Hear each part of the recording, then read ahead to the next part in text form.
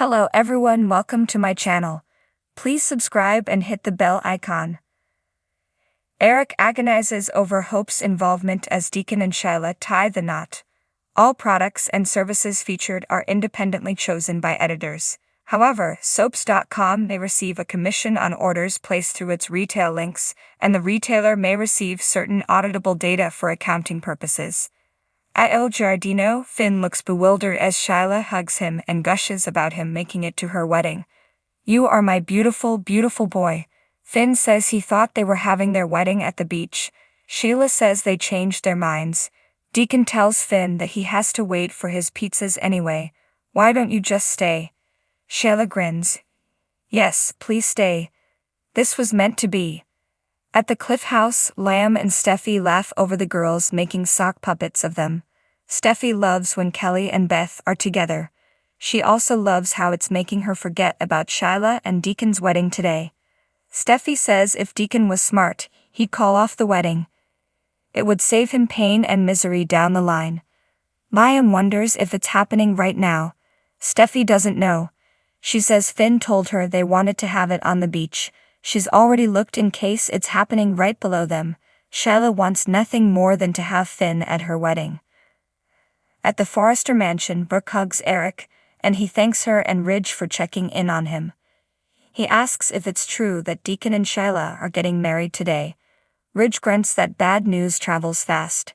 Eric squints. What the hell is Deacon thinking? He remembers he's one to talk, since he was married to her himself. Brooke says he had no way of knowing all those years ago what she was all about.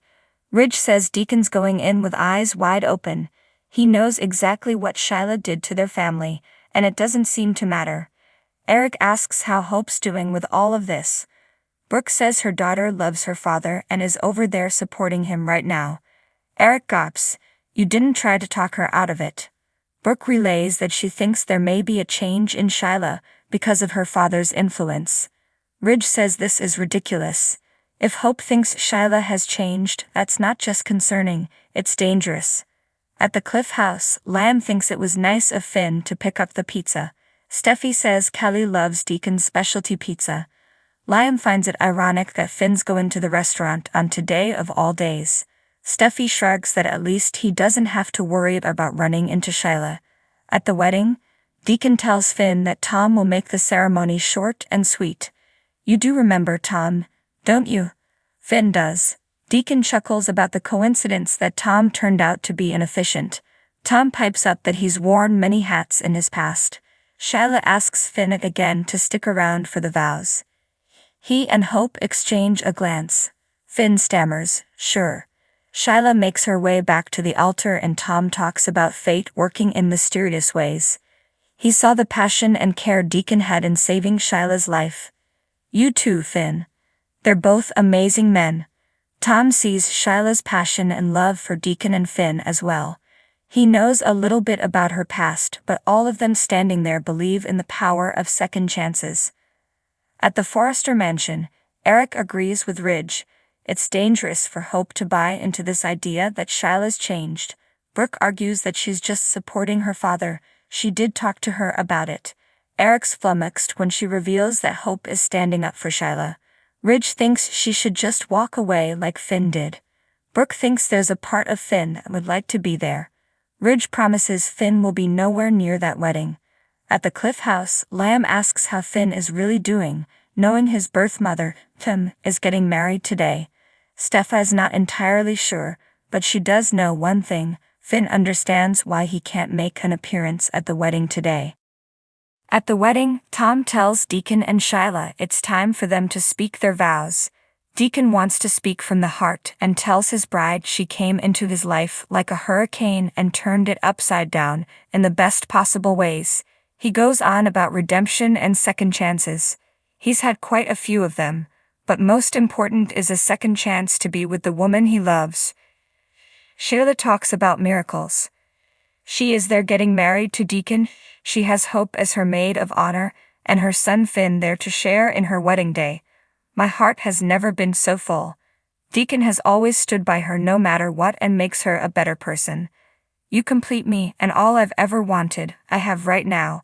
She feels true, complete love. I love you. Deacon whispers, I love you too. At the Forrester mansion, Burke tells Eric and Ridge that Hope said there's a part of Finn that wants to be at the wedding, but his loyalty will always be to Steffi. Ridge says it better be. At the Cliff House, Steffi tells Liam that Sheila can try to manipulate Finn, but it's not going to work. He won't be part of her life. Ever. Liam wonders what is taking Finn so long at Il Giardino. Steffi frowns, I know. At the wedding, Tom continues performing the ceremony as Deacon and Sheila say their I wills. Deacon pulls out the rings and asks Finn to give them to Tom for him and his mother. Finn does it. Tom asks Deacon to put the ring on Sheila's finger. I promise, from this day forward, you will not walk alone. All 9 toes of you. Hope and Finn shift uncomfortably. Sheila puts the ring on Deacon's finger, cracks another joke about her toes, and Tom declares them husband and wife. Deacon kisses his bride. At the Cliff House, Steffi texts her husband, where are you? At the wedding, Tom begins applauding as Deacon and Sheila continue to make out. Hope, and then Finn, follow suit. Eric stood at the back of the church, hidden in the shadows cast by stained glass windows. His heart raced, a tumult of conflicting emotions swirling within him. From his vantage point, he could see the altar clearly, adorned with flowers and candles, where Sheila, radiant in her ivory gown, stood beside Deacon, his best friend.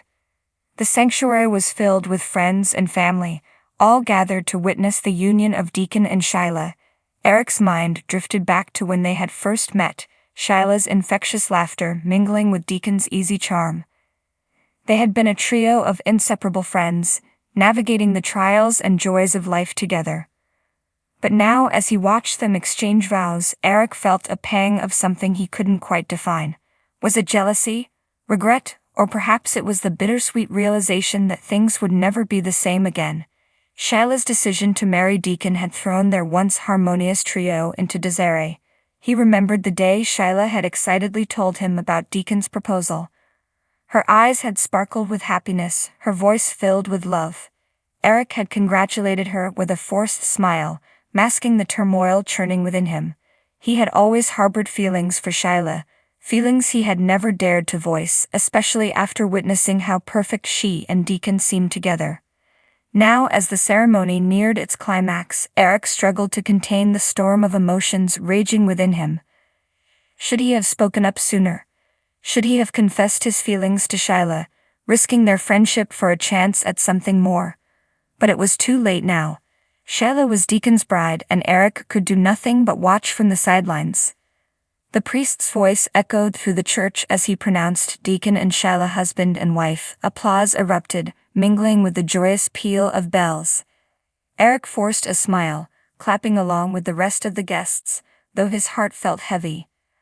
After the ceremony, as guests gathered outside the church, Eric found himself standing alone by a stone fountain in the garden. He stared into the rippling water, lost in his thoughts. He heard footsteps approaching and turned to see Sheila walking towards him, her veil lifted, revealing tears glistening in her eyes.